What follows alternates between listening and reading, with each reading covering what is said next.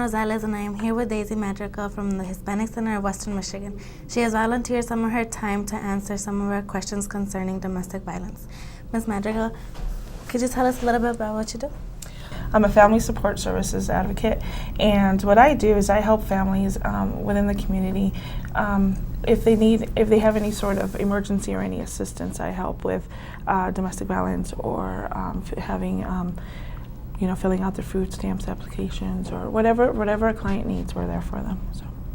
And do you think domestic violence is accepted with the Latino culture?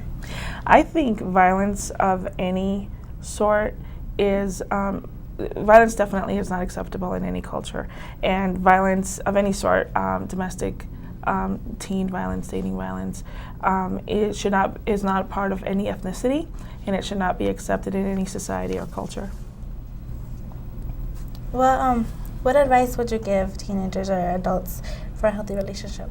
I think the most important thing to be in a healthy relationship is to know yourself. You have to be confident and strong, and you have to know how to communicate your feelings, know what you want, and work towards that.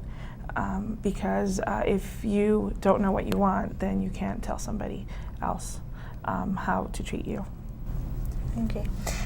Does it matter if someone is undocumented when looking for assistance with domestic violence or sexual assault? No, actually, the police, if the police is called, the police doesn't care about the person's immigration status. What they care about is that there's somebody being hurt and they need to protect that person. And it doesn't matter the age of the person. It doesn't matter whether it's a young girl with an older male. It doesn't matter whether it's a dating relationship or a husband and wife relationship or just any sexual partner relationship. Immigration status doesn't matter. There's actually a law that helps people who are not, that are undocumented, get assistance as far as being able to stay in the United States. And that's good, because I think that might be a big concern for immigrants nowadays, right? If they're in domestic violence. Definitely. One of their biggest concerns is whether or not they're going to be deported, lose their children, go back to a country where their spouse was deported to and get more violence out there. There's definitely help here, and the most important thing is to find somebody that can help, and that's something that we at the Hispanic Center can help them do. How many years back can you go to qualify for the visa? For the visa that I just talked about. Yeah. The VAWA, there's two visas, actually three. One is Violence Against Women's Act, which is the VAWA, which is for women who are married to U.S. citizens and are domestic violence victims. They, as long as it's within the 3 years of divorce, if you are divorced, you can go back, but it's always good to check with an attorney.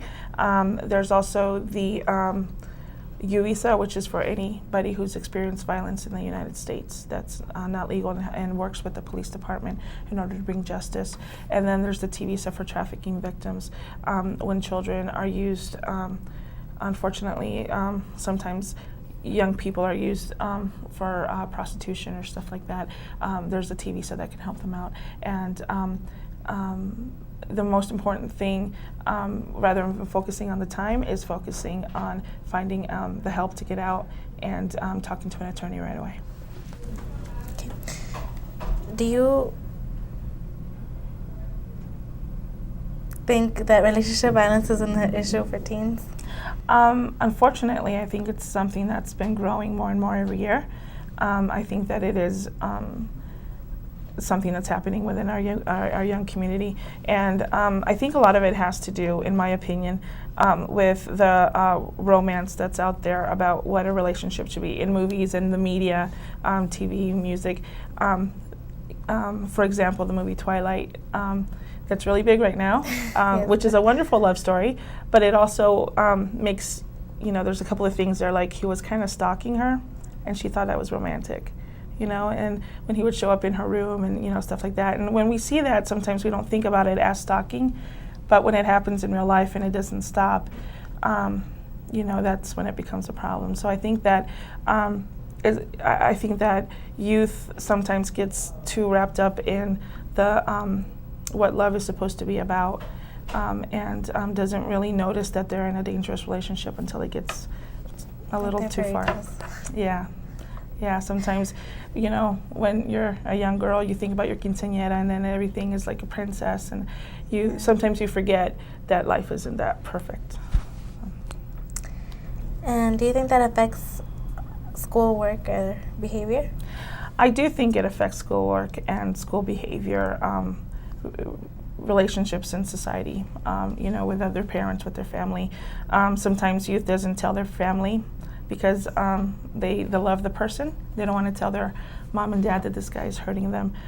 So there's a breakup in that relationship. There's a breakup in school because, you know, maybe they can't go to all their classes because they have to go with him, or, you know, whatever. So there's definitely, it does affect. Okay. Well, that's about it. Okay, thank you for watching, and thank you, Ms. Madrigal, for joining us today.